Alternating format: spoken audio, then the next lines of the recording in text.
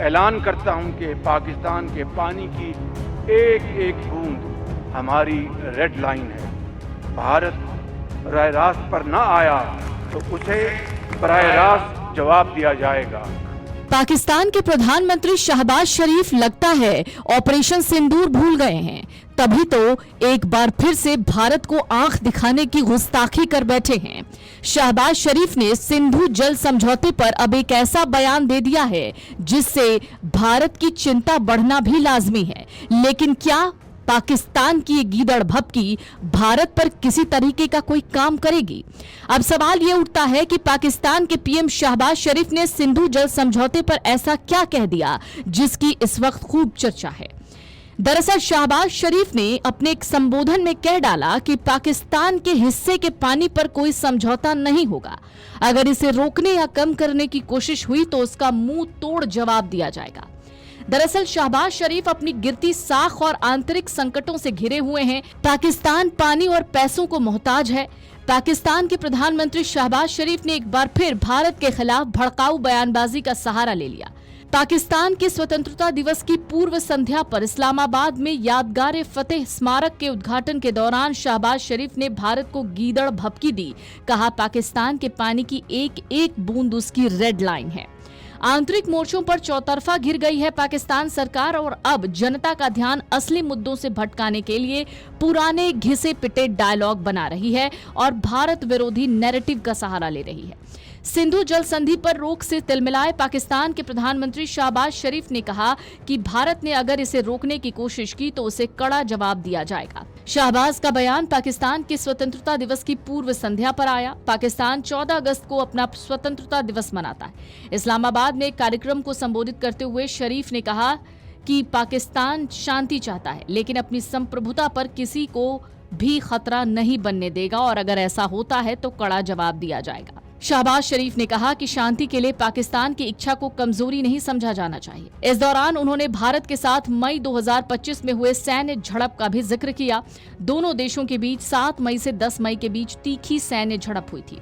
शहबाज ने कहा अगर कोई पाकिस्तान की संप्रभुता और सुरक्षा को चुनौती देता है तो उसे मई 2025 की तुलना में और कड़ा जवाब मिलेगा और मैं चेतावनी देता हूं कि पानी की हर बूंद हमारी रेड लाइन है। जरा सुनिए शहबाज शरीफ की गीदड़ भभकी।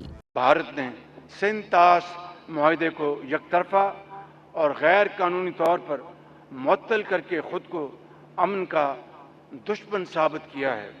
मैं वाशगाफ अल्फाज में ऐलान करता हूं कि पाकिस्तान के पानी की एक एक बूंद हमारी रेड लाइन है।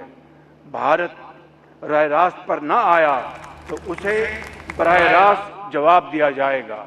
दरअसल भारत ने अप्रैल 2025 में पाकिस्तान के साथ 60 साल से चली आ रही सिंधु जल संधि को स्थगित कर दिया। भारत ने ये कदम 22 अप्रैल को जम्मू और कश्मीर के पहलगाम में एक क्रूर आतंकी हमले के बाद उठाया था। पहलगाम आतंकी हमले में 26 मासूम नागरिक मारे गए थे जिसमें ज्यादातर पर्यटक थे। इस हमले को पाकिस्तान से ऑपरेट होने वाले लश्कर तैयबा के प्रॉक्सी द रेजिडेंट फ्रंट ने अंजाम दिया था। पहलगाम हमले के जवाब में 7 मई को भारत ने पाकिस्तान और पाकिस्तान के कब्जे वाले कश्मीर में आतंकवादी ठिकानों के खिलाफ ऑपरेशन सिंदूर शुरू किया। इस दौरान भारतीय सशस्त्र बलों ने सटीक हमले में आतंकवादी ठिकानों को निशाना बनाया।